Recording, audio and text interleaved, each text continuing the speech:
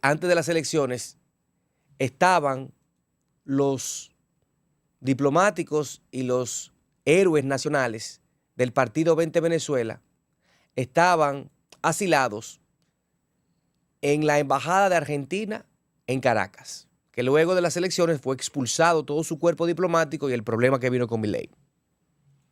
Y desde allí ya estábamos viendo que Maduro había aceptado realizar las elecciones en octubre del año 2023. Y eso con el fin de que se había hecho un lobby en los Estados Unidos por parte de presidentes como Petro, por parte de intereses que había de empresas que estaban explotando petróleo, y no solamente Chevron, hay más, que son los que tienen el know-how y que tienen la fuerza para extraer el petróleo.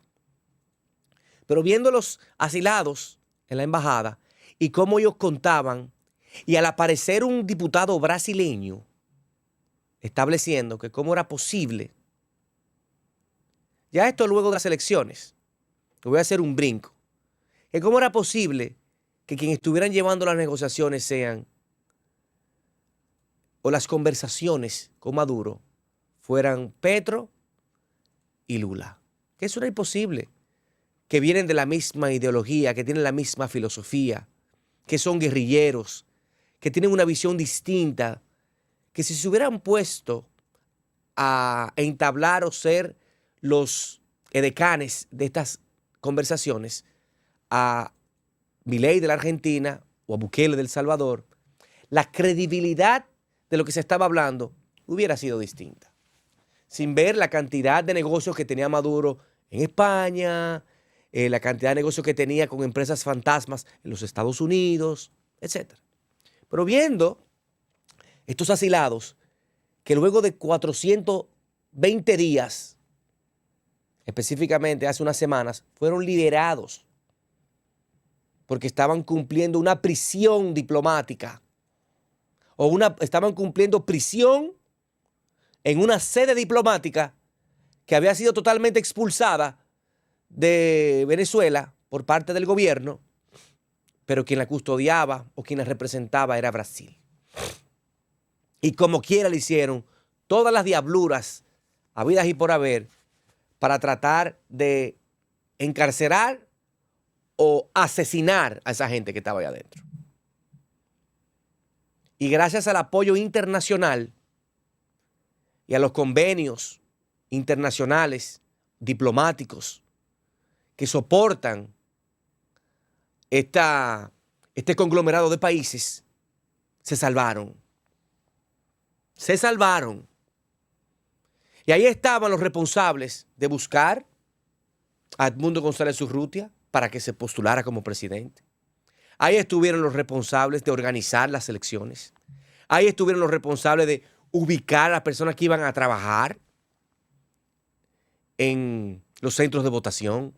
Ubicar a las personas y a la gente que iba a buscar y trasladar a los votantes a los centros de votación. Pero sobre todo la magia, que nunca la vio el gobierno o en ese momento la dictadura de Maduro, que fue traer a los observadores internacionales a poder ver qué ocurría en Venezuela. Unas elecciones totalmente transparentes a favor de la oposición en todo momento. La gente decía que había visto el transcurrir del proceso totalmente tranquilo, sin ningunos contratiempos, pero ahí no era que estaba el asunto, porque no era un fraude a lo que estábamos viendo, era un robo de las actas. Monstruoso. Todo fue tranquilo, el juego participó, todo el mundo jugó, todo el mundo tuvo la oportunidad de ejercer su voto, pero al final las actas fueron secuestradas y tratadas de ser validadas en la Comisión Nacional Electoral, en el Tribunal Supremo de Justicia y luego sedaciar sus triunfos en los organismos multilaterales de las potencias del mundo, con el control policial y militar y con el control judicial a través de la Fiscalía General de la Nación para caerle atrás a los opositores, encarcelarlos y armarle expedientes de terrorismo contra la patria, etcétera, etcétera y más etcétera. Eso ocurrió en Venezuela el pasado 28 de julio del año 2024. En pocos días cumplí un año y parece como si fueran 20. Desde ese momento, desde ese febrero del 2024, que estaban esos asilados ahí, ya se veía venir lo que preparaba Maduro y los chavistas.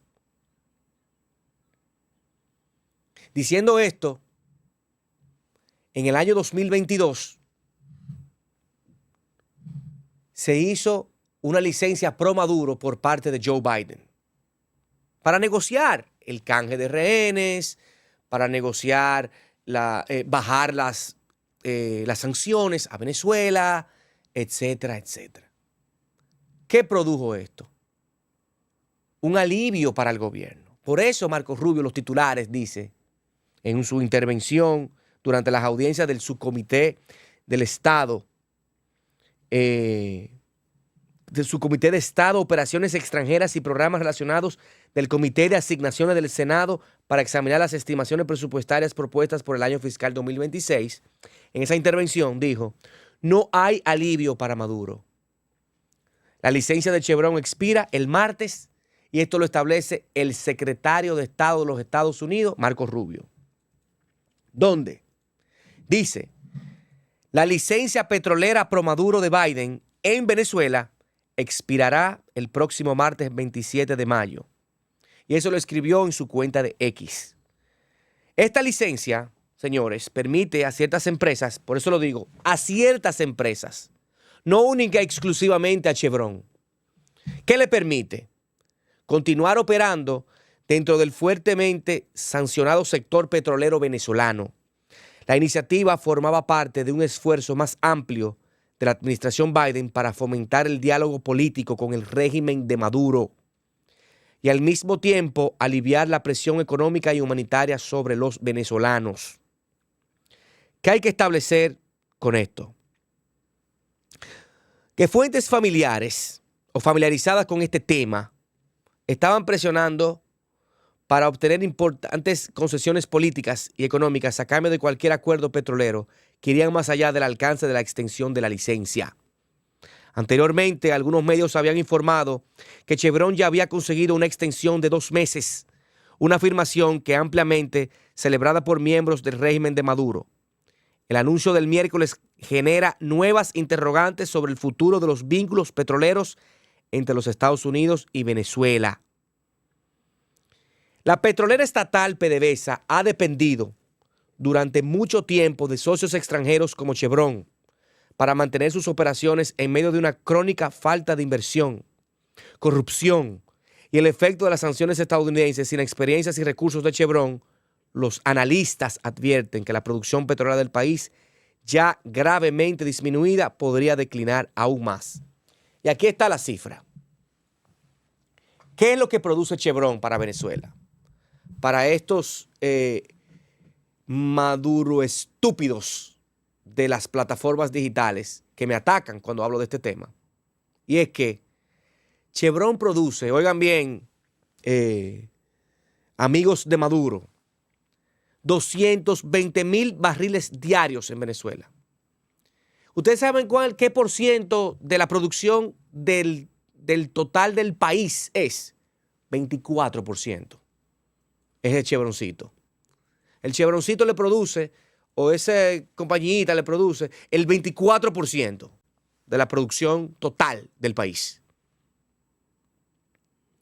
Y se considera que a la compañía esencial para cualquier esfuerzo serio por reactivar la infraestructura petrolera venezolana. Ok, ¿cómo nos comemos esto? ¿Cómo que no lo vamos a comer esto? Venezuela se puede llamar ahora mismo narcoestado. Y ese apoyito de Biden en el 2022 lo que hizo fue sedaciar el triunfo de los dictadores para convertir a Venezuela en una tiranía, en una finca de Maduro, de los chavistas, a los fines de sustraer todo el pueblo, produciendo el desangre más grande en Venezuela de todos los tiempos. Controlando todo, bye bye Chevron. Yo dije aquí, en enero, cuando Trump tomó posesión, si Trump, porque la licencia salía antes, pero en el Senado hubo una extensión de la licencia por una presión de empresas que lo que hacen es enriquecerse con la extracción del petróleo. Y yo dije, si Trump es serio y quiere combatir, no a Venezuela, a la tiranía en Venezuela, entonces esa licencia tendrá que expirar. Lo que estudiando pude ver es que no era que iba a salir Chevron de operaciones o que la licencia terminaría y inmediatamente todo se paraba. No. Es que el compás desde enero hasta la fecha era a los fines de que se fuera desmontando la operación. Porque usted no la puede desmontar de golpe. Usted la va desmontando al paso. Y también a todos esos pequeñillos y compañías pequeñillas, comparadas con Chevron, que extraían miles de millones de dólares y que se beneficiaban. Porque ahí lo que había era un lobby de enriquecimiento de algunos para fortalecer a la tiranía, que enriquece a dos o tres. Resumen, Maduro y los chavistas se roban las elecciones. Maduro y los chavistas han impuesto a Venezuela como un narcoestado. Hoy está la presidencia del presidente Trump con un secretario de Estado latino, de origen inmediato cubano. O sea, los padres de Marco Rubio, ambos nacieron en Cuba. O sea que es un cubano exiliado, hijo de padres exiliados, a la fuerza de Cuba. Oigan bien, que dice que Cuba debe seguir perteneciendo a la lista de terroristas y que Nicaragua y Venezuela son enemigos de la humanidad. Enemigos de la humanidad. Porque han desangrado esos países. Miren, Venezuela se está viendo en el espejo de Cuba y de Nicaragua. Y hay que deslindar el tema. Una cosa son los venezolanos de a pie que han tenido que emigrar o que viven en condiciones paupérrimas en Venezuela por la falta de oportunidades. Eso es una. Y otros son los chavistas cabezados por Maduro. Lo penoso es que Estados Unidos no se ha metido ni se va a meter en el problema interno de Venezuela. Ahora, no le va a permitir a la tiranía de Venezuela seguir enriqueciéndose con empresas estadounidenses. Cuéstele lo que le cueste. Y eso es lo serio del asunto. No sabemos si el martes vendrá otra extensioncita que no se debe. Lo que deben es deprimirlo. Expriman a esos animales, monstruos. Que hay más de 8 o 9 millones de venezolanos esparcidos en el mundo. 3,5 millones en Colombia. Y el 20% o 25% de esa población venezolana en Colombia son niños. Y desde el año 2022, no hay un estatus para regularizar los trabajos. Es de eso que estamos hablando. ¿Cómo es posible que haya favoritismo con el régimen o la tiranía cuando hay prácticamente la mitad de la población venezolana? Yo sé que es menos, pero es como si fuera la mitad de la población venezolana está en otro país, queriendo estar en su país. Y lo que lo acusan es de ser antiimperialistas. El socialismo y el izquierdismo y el robo de un país con esa estúpida filosofía lo que ha vuelto eso es una miseria. No me hables de mañana. Háblame de cómo que tú me vas a resolver mi problema ahora. No que mañana con este socialismo, los socialistas lo que han hecho es enriquecerse ellos y empobrecer a los otros. Y han establecido una igualdad, pero para la pobreza. El capitalismo y la oportunidad de desarrollarte es lo que le da la riqueza a los pueblos. Tráigame eso, tráigame capitalismo, tráigame empresas, tráigame gente que quiere invertir, tráigame estabilidad jurídica, tráigame estabilidad económica, tráigame seguridad jurídica. Vamos a volver a este país un país exportador. No. Antiimperialismo. Y los ministros son los más multimillonarios de todos. Lo penoso es, y ya soltando el tema de la licencia de Chevron, y ojalá y la cierren, el tema es el siguiente. Y es que no habrá forma, por lo menos en el ínterin, de poder combatir a Maduro si no es de adentro. No hay forma. No hay forma de poder acabar con esta tiranía si no es con un golpe desde adentro.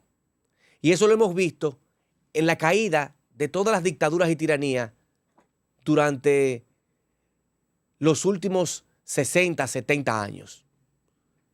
Entre todos los países, la misma Venezuela, República Dominicana, entre otros países que tenían una dictadura y que hoy por hoy ha habido una salida de ella. Siempre es con un golpe interno. Ahí va a ver cuál será el pleito entre Diosdado Cabello y Maduro para negociar una transición. ¿Cómo será el pleito entre Padrino López y Maduro? Algo tendrá que zafarse porque esta situación seguirá de mal en peor por culpabilidad de un régimen socialista que a finales de los años 90, la década de los 90, se instaló en Venezuela, votando a todo el mundo de Venezuela y expropiando todas las propiedades privadas para volverlas una miseria. Así como las 30 elecciones que han habido en Venezuela y que todas han sido amañadas y todas han sido llenas de, no solo de corrupción, sino de favor del régimen venezolano. Hoy en Venezuela hay una tiranía y lo que menos se puede hacer es sancionar ese país.